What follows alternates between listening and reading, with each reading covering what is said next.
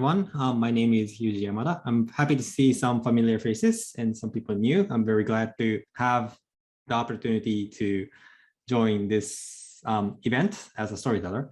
I can't imagine how hard it is to operate this 24 hours event. So I'm really enjoying being part of this.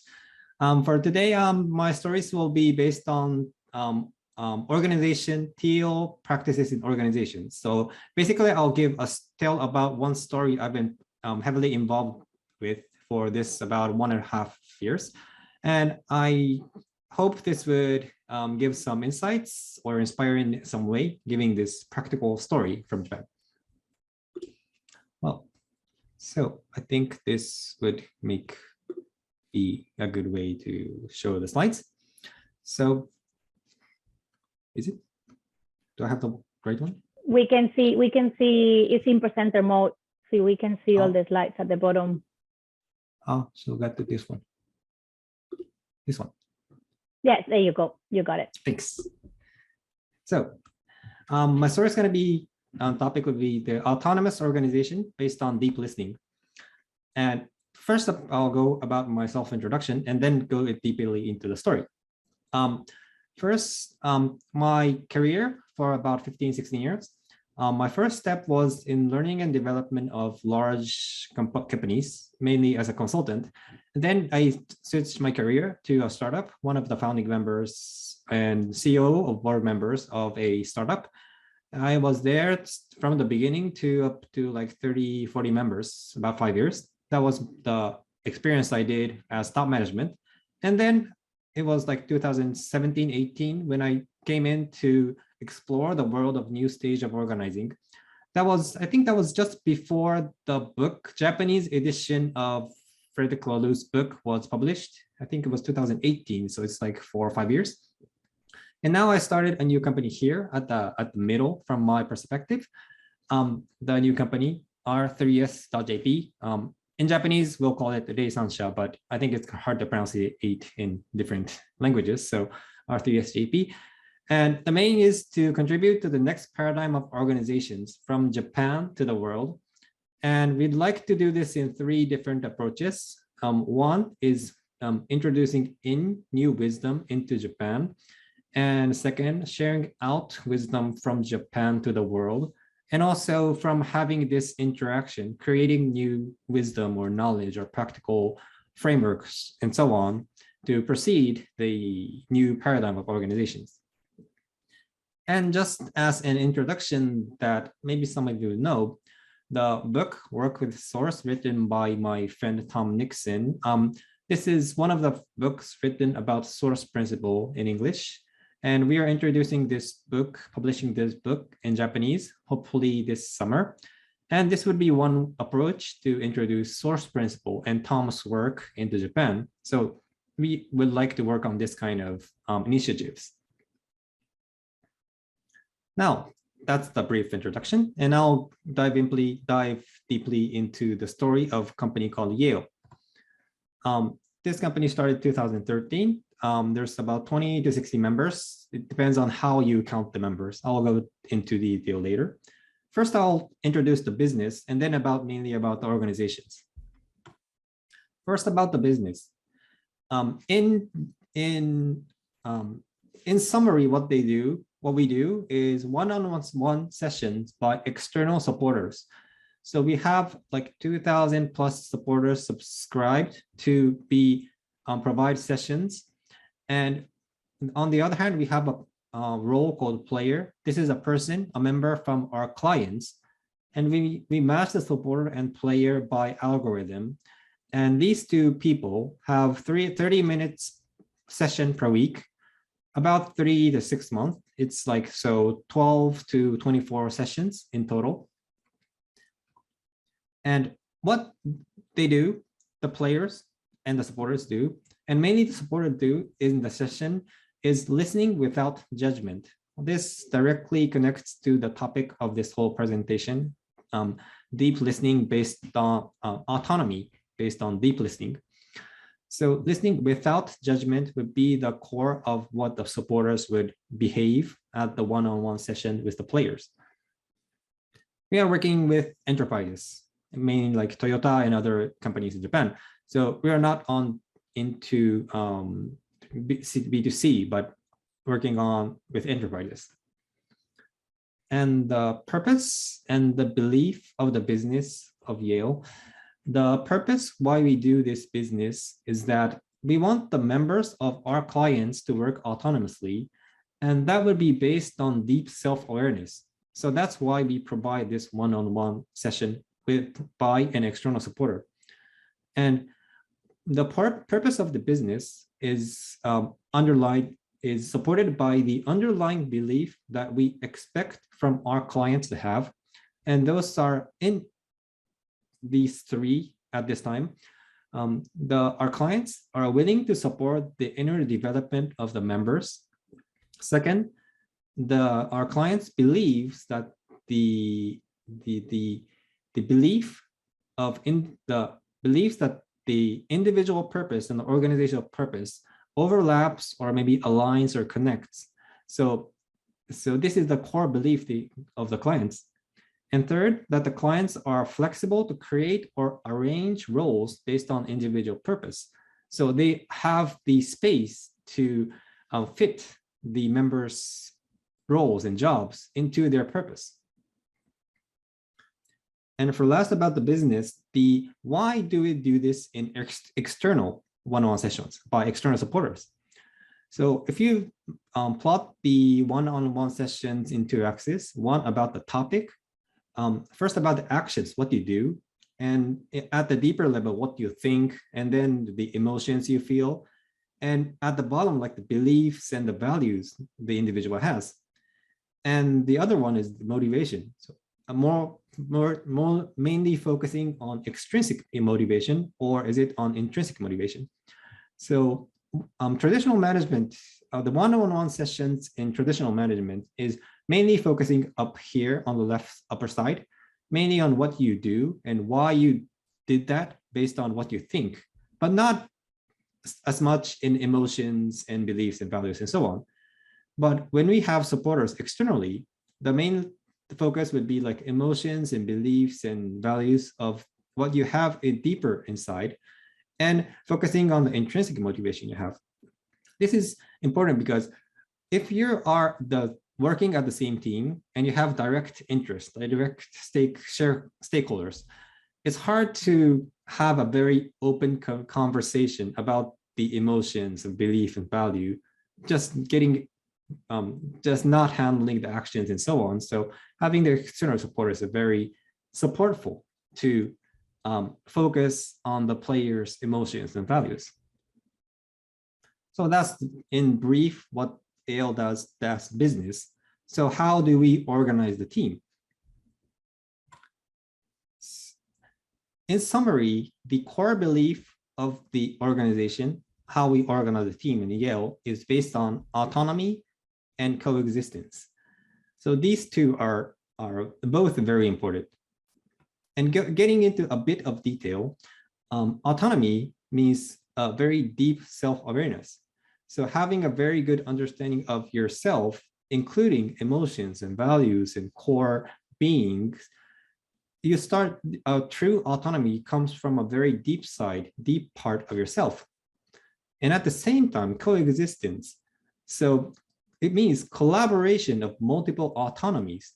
So I would work autonomously, and so do you, and so do other people. So you need a collaboration between all those autonomies. So, and this collaboration is supported by two parts. One is understanding of team members at the same depth, like the values and beliefs, what each other has, and also mutual support for self-understanding.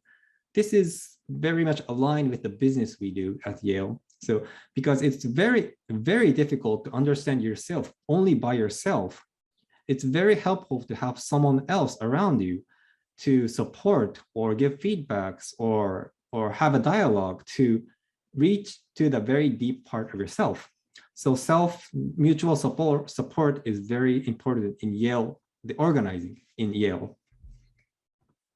So there are a lot of systems and norms and so on in Yale, but in typical, I'll introduce 3 typical ones for today as a story.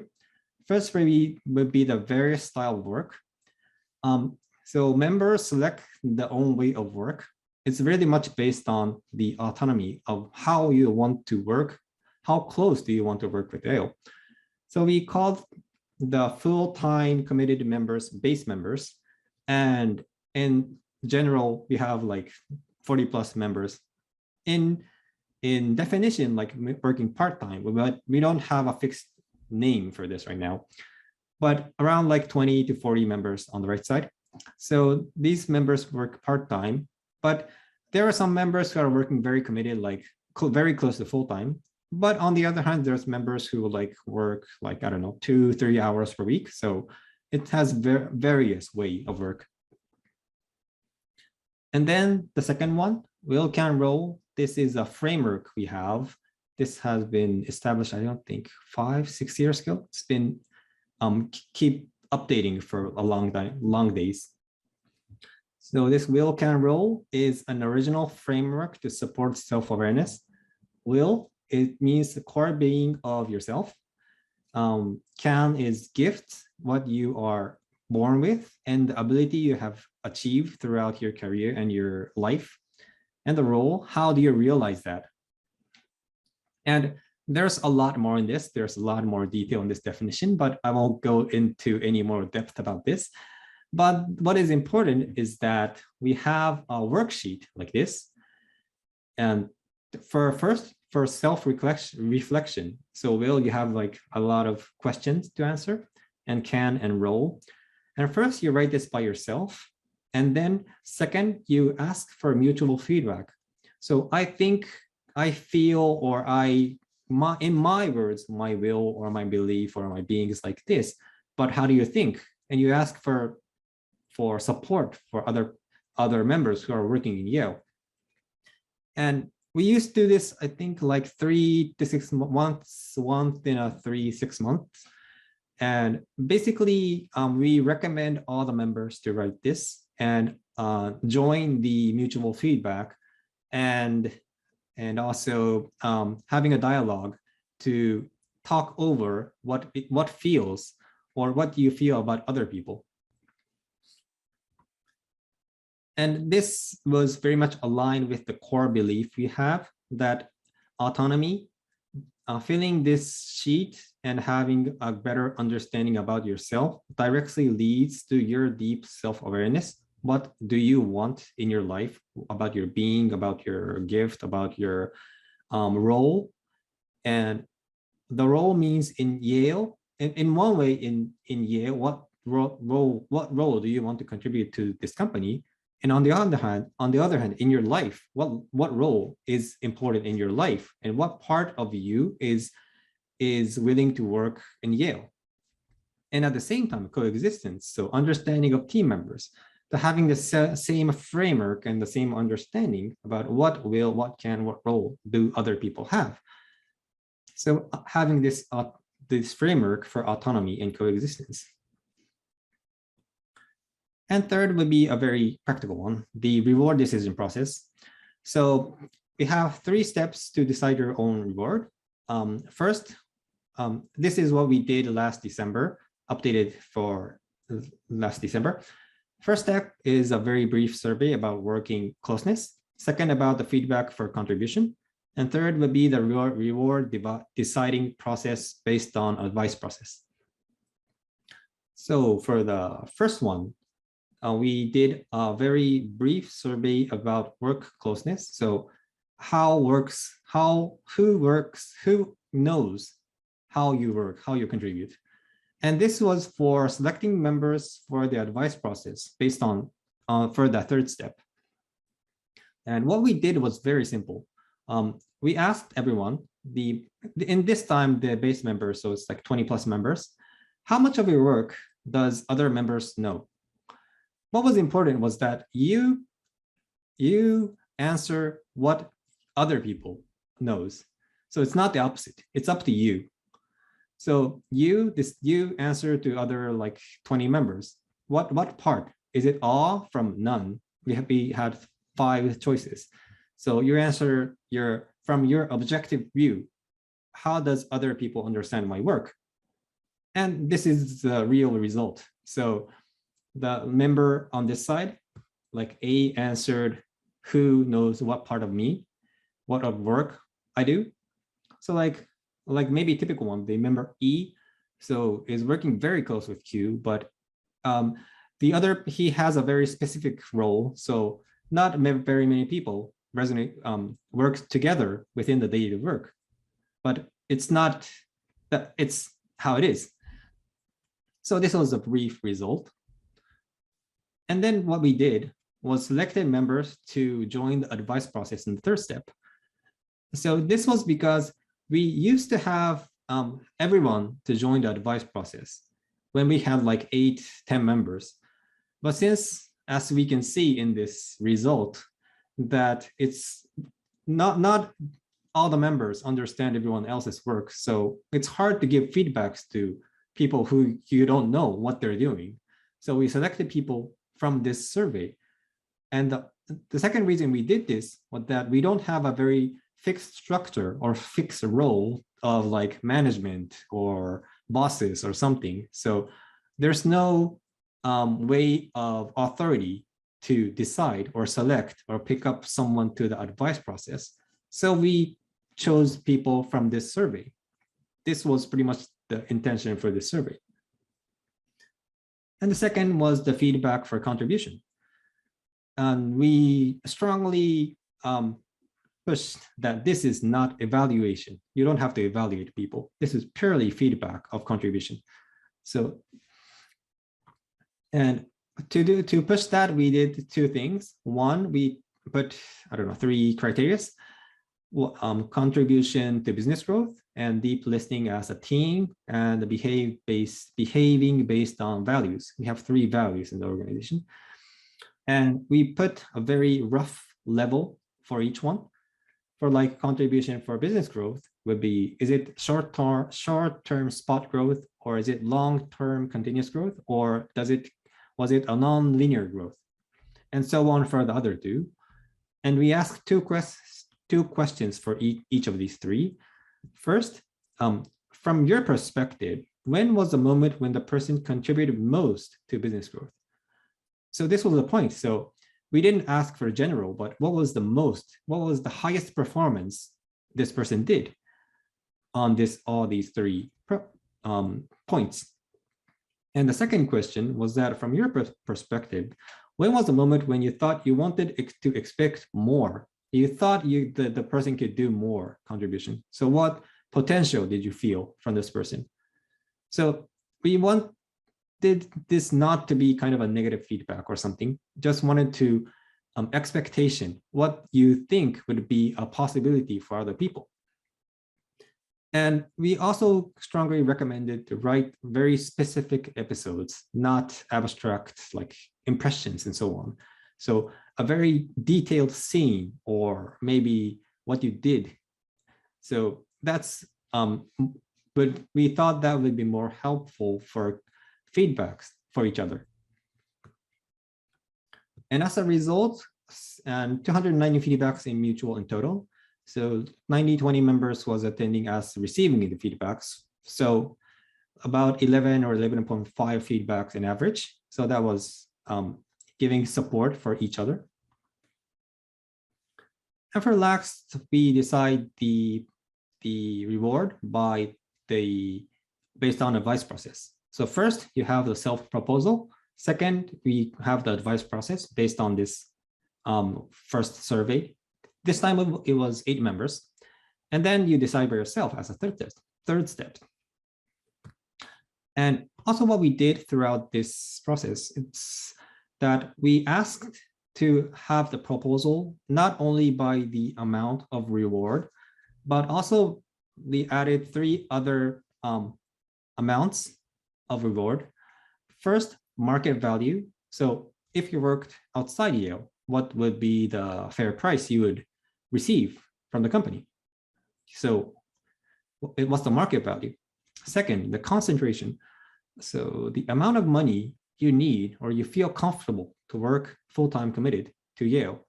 So it very much depends on your like circumstances, like your family and so on. So what is it? And contribution was based on the feedback for this time. And the third one was allocation. So reward you think would be appropriate in the viewpoint of Yale in total.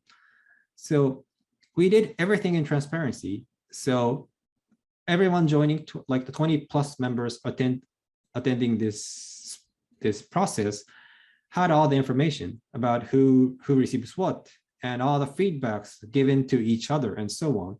So everything was transparent.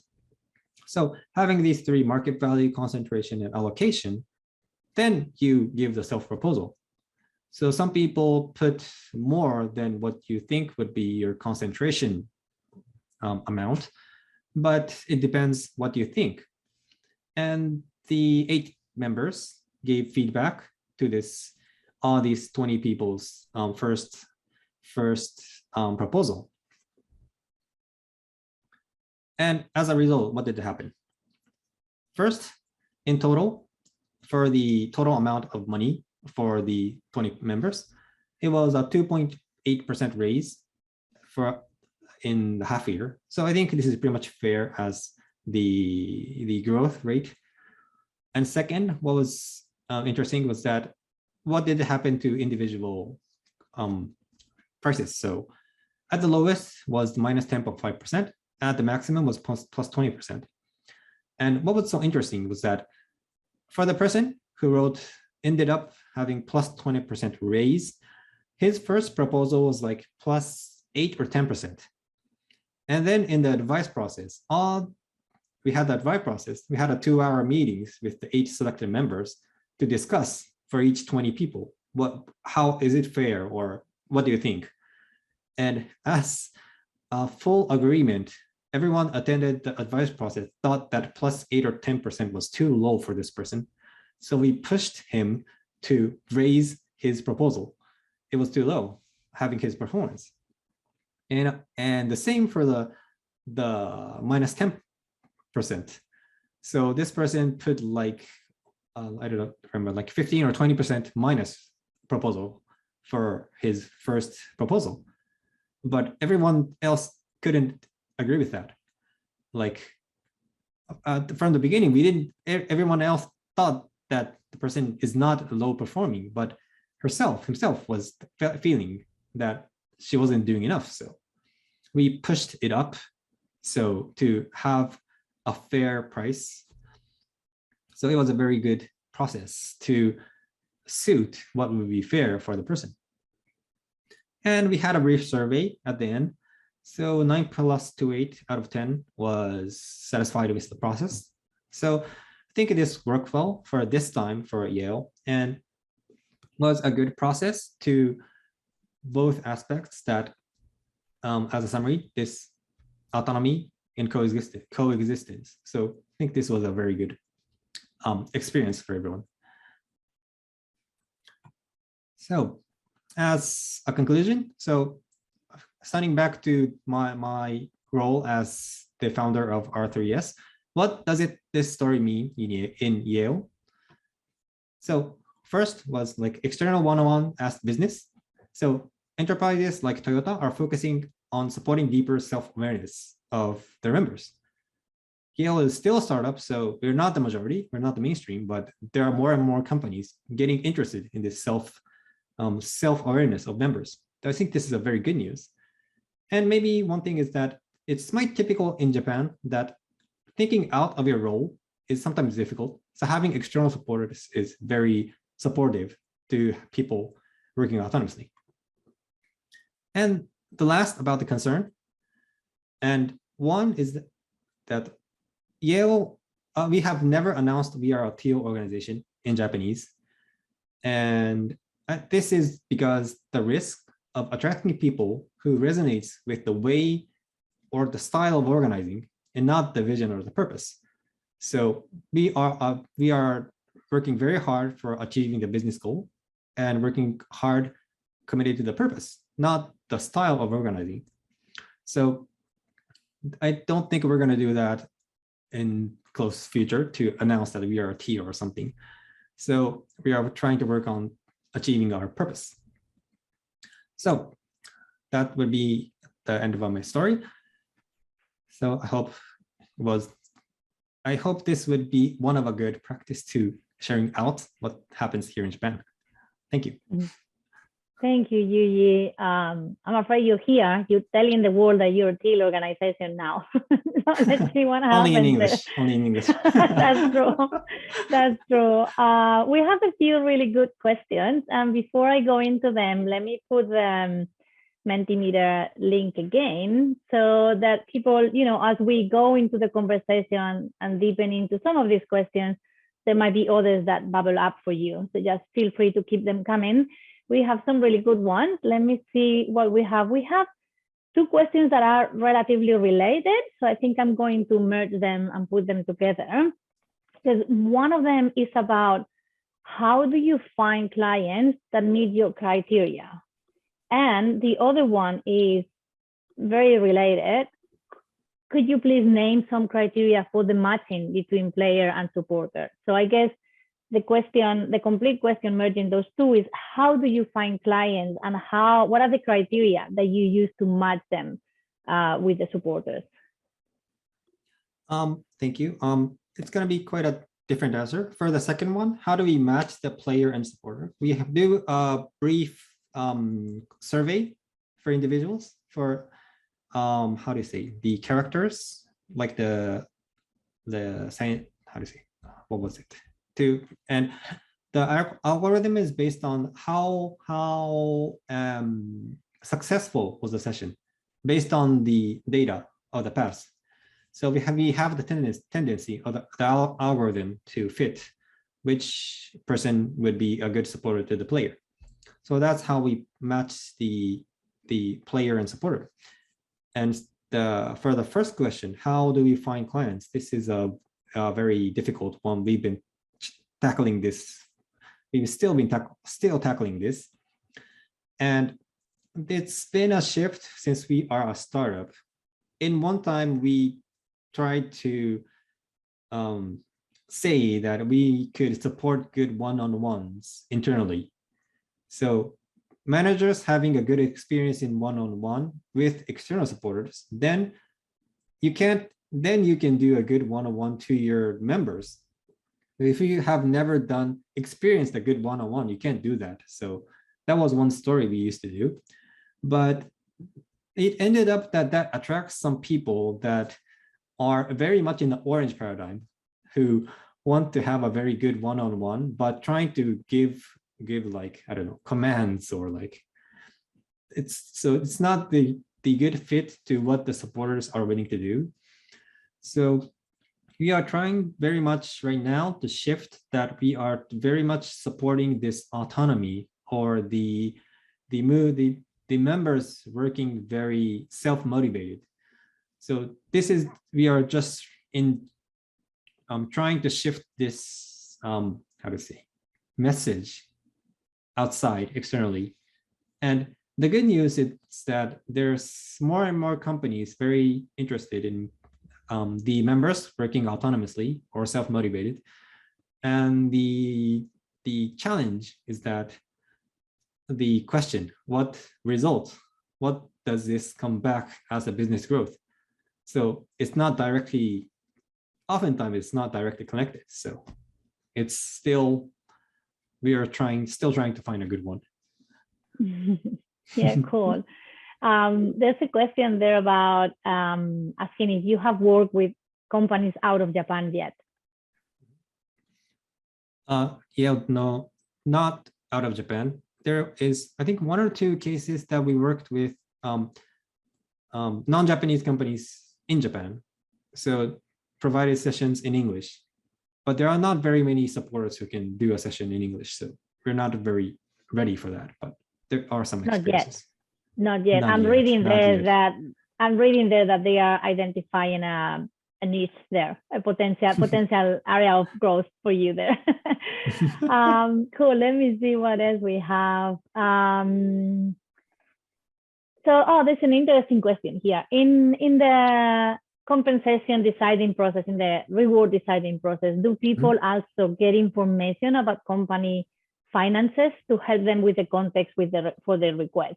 do they get? What is the information? I'm just expanding the question here. What is the additional information that they get about the company and the context and financial indicators that can help them in that process? Thank you. Basically all the information is transparent in the company. So we try to provide as much information as possible. And of course, we provide with financial numbers. And the next hurdle is that people don't understand enough sometimes about the financial numbers. So it's easy to understand how much cash we have in the bank account, but it's hard to understand the profit and loss and like the business model and so on. So there's some differences of understanding the meanings of the financial results. But Yale, we are still a startup, so we're not very, very strict about the budgets and so on. We want to have a better growth. So it's not very heavily weighted on the financial side. That's the one answer. And maybe what I could add is that it's getting more and more difficult to share all the information to all the members because the amount and like the speed of the change is getting so dynamic. So understanding the whole company is getting very difficult.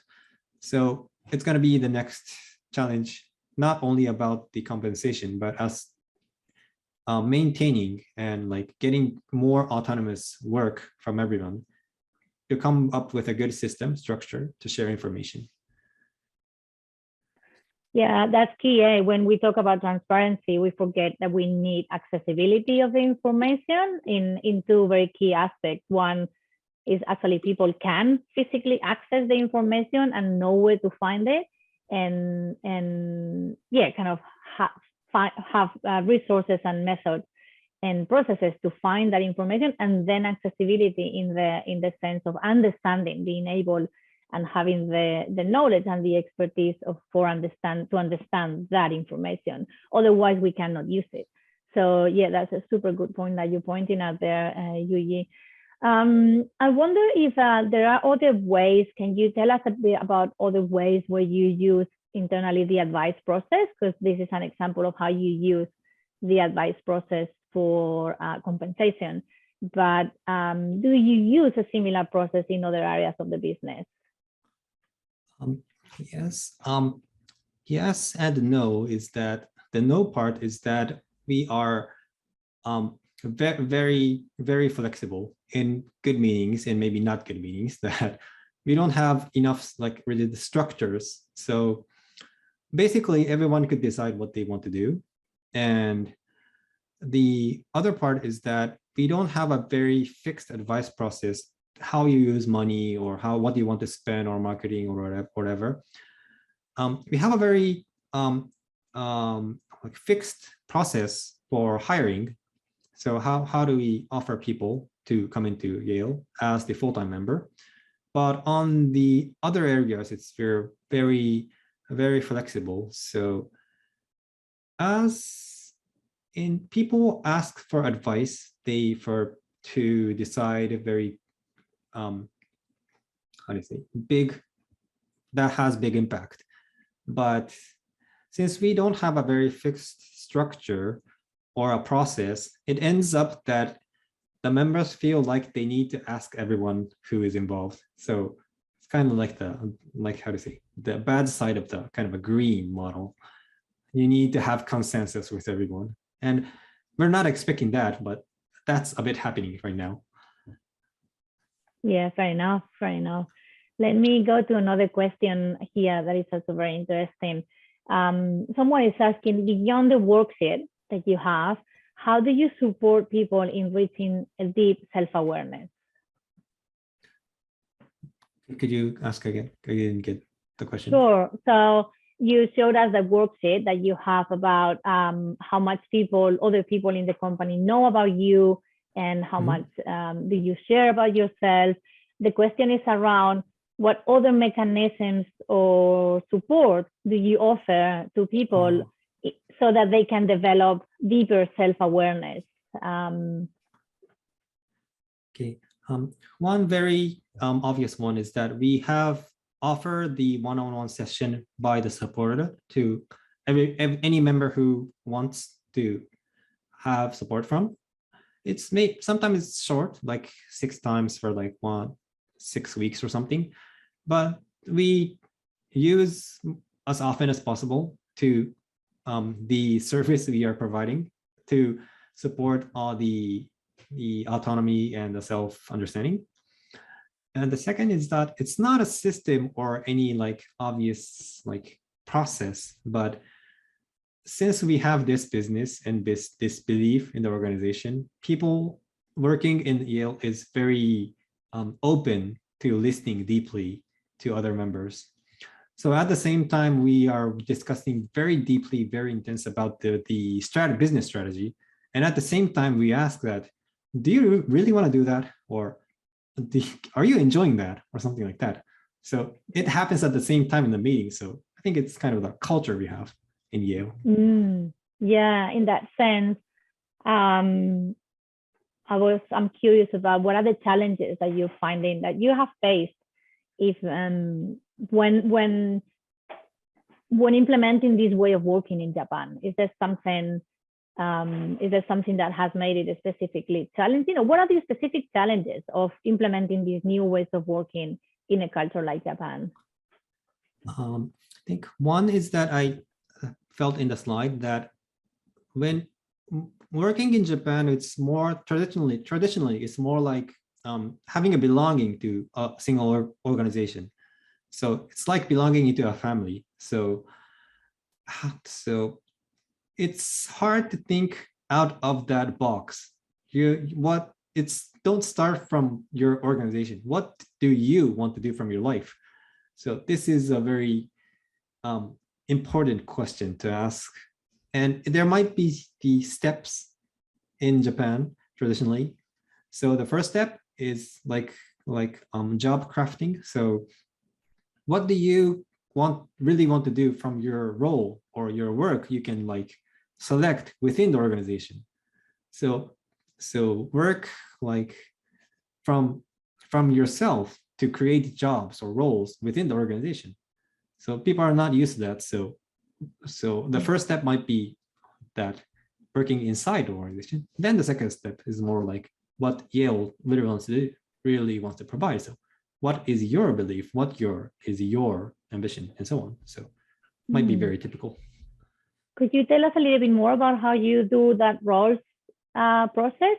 How do you do the process of identifying roles and selecting roles? You mean in general, not or within? Within your within this organization. Okay. It's like how to say? In what we do in Yale in first is that we are very flexible in roles and so on. So sometimes it becomes a chaos. So we can't understand who is doing what. So that is really much based on, we rely on the autonomy of everyone. So people could have the best performance out if you work from your deep motivation. So that's the belief we have in the organization. So, but having like 20 plus members, or in total like 60 plus members, we can understand what they're doing. So beginning some chaos right now. But we need a structure for that. And traditionally in Japan, like it's more like, this is something I've been trying to deliver within the culture that we might have in the Japanese culture, is that it's more like working not for yourself, but for the company or maybe your family. It's very much alike. So you're not separated from yourself and the organization, but you or myself is a part of the organization. That doesn't mean like self-dedication or something. It's myself. The organization is myself. So it doesn't mean that you're like like suppressing, you're not following your will or something, but you are just having a better work for the family. So yeah, thinking out of that means that don't think for your family, but it's not that way. So that might be the shift. Traditionally, it's yeah, changing, of course, but that might be yeah. something we have. The way I see what you're talking about is how the individual fits into the organization and how the organization fits into the individual. So it's a very like a really there's a feedback loop between one and the other, and one is the other anyway. Cool. Let me see. We have a couple of other questions. There's one about you talked about bringing wisdom from the world to Japan, and also about bringing wisdom from Japan to the world. And the question is if you could talk a little bit more about the latter, about bringing wisdom from Japan to the world. Well, this Can you has been expand a little bit more there? Yeah, what do you mean? What are the things that you are seeing that are beneficial for the world from Japan? Yeah. I'll need another session for this to explore what I want to say. That's so true. Well, we have 15 minutes and a couple of other questions, but the deepest core is that there might be something different based on the different culture, or maybe the self-identity or something, that in roughly speaking, we have a very collective culture. And as I tried to explain that, I don't define myself individually, but I am a part of the family or the organization or the community. So starting from that perspective, you're not this individual person. It might end up in a very different way of organizing. So this is a very interesting point I've been trying to work on throughout this like 4 or 5 years. And the reason why I want to deliver out the stories from Japan is that it's very hard for ourselves to understand our own culture. It's so unconscious. It's so deeply put into myself. But having like questions or feedbacks or anything that people in the different culture feel awkward is a very good point that might be very unconscious, but very typical in Japan.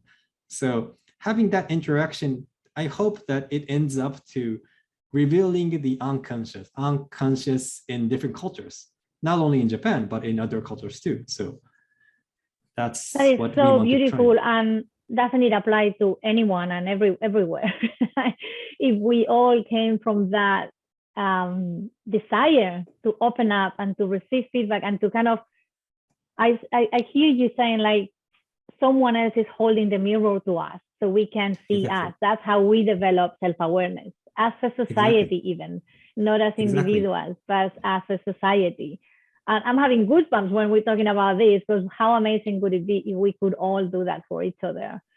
Thank you. So that's really much aligned with what Yale is trying to do as business. So you can't understand yourself only by yourself. You need a mirror. So, and someone in the organization working together with you, having a direct interest might not be a good mirror, because you want something to achieve together. So having someone without any direct interest with you would be a very good mirror to have someone external. So that's the very core of Yale's business too. Wow. Yeah, wow. Exactly. Wow, that's fascinating. We need more of that. We all do. I have a couple of questions here. Let's see how we go with this one. Speaking about the cultural environment that you are working in, could it be helpful to integrate the perspective of other cultures for role crafting? I don't want to interpret the question, so I'll just leave it to you to interpret it. I mean, I can help. I just don't want to bring my stuff in. Yeah, maybe I'd like some help for the beginning. Yeah. Yeah, because I read it first and I'm like, okay, let's see. I put it there in the chat so we can read it. Mm-hmm. Could it be helpful to integrate the perspective of other cultures for role crafting, for crafting the roles of your organization? And this is a little bit of what we're talking about, what you've already said, the beauty and the impact and the power of having someone external holding the mirror to us so we can see ourselves. And I think that's what this question is related to. Can we bring aspects of other cultures for crafting the roles that we have? And I guess my question that is coming up for me here is, how can we integrate that without losing the essence of our own culture? And we can talk about society here, but we can also talk about the organization. So can we integrate aspects of other organizational cultures in our organization without losing our essence? That's a very good and deep question. And another session for that. I'm keen to organize a few other sessions with you. One thing, what I've been discussing with the core members, base members of Yale, is that it's really a challenge for us to, like, we are a startup who want to grow the business, and sometimes it pulls us to the orange paradigm, and it's not a bad thing. It's we need some orange kind of behaviors and practices it's sometimes very useful and helpful. But at the same time, is it really true to go into the orange paradigm? Can't we do that, have the growth based on the green or teal or the kind of paradigm? And it should be different of what we do as practice and what we have in the paradigm, but sometimes it gets so mixed up. So, and about the time frame, we have like 1 year or 3 years to, like, the numbers we want to achieve as a startup. So we need that to deliver the impact we want in this society. But at the same time, does that need to be challenged by the orange paradigm? So that's a very deep part of a question we have. And what we want to believe in Yale as a team, that there could be an alternative, not in the pure orange paradigm or like mixing the orange paradigm, but finding out a new way. And what I think for now is that it's not going to be a like straightforward way. We'll just go back and forth and trial and error and so on. And sometimes stepping out of what we want to do. And what is very, very good about the team of Yale is that people could like sense something is not in a good way in the organization. So not only the founder, not only the core members, but there's a lot of members who can like speak out. Is this what we want to really do as an organization? So having that kind of a culture right now, I think it's gonna be tough, but we can achieve something.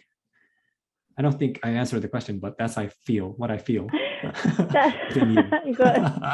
That's very good. I've got Alia there. You want to go ahead? Yes. Offer some perspectives on that. These are not competing paradigms. These are a maturational development that transcends and includes. So it's not a choice between orange and green. If you're in green, you can access orange as needed, but you also can access green. And if you're in teal, you integrate them all. So I just wanted to offer that yeah, thank you. Perspective rather than either or. Yeah, beautiful. But orange that you access from green is a greenish orange. Exactly. So yeah, beautifully said, Alia. Thank you so much. Yeah, I think we have 7 minutes and in total. So I think I have a last question for you, Yuji. Let me just check that there's, yeah. You talked about the importance for you and of, you know, taking into account of not portraying the organization as a Teal organization, and how you are avoiding the risk of attracting people who resonate with Teal, but not with the vision of purpose of the organization. Could you say a little bit more about that and why that is important?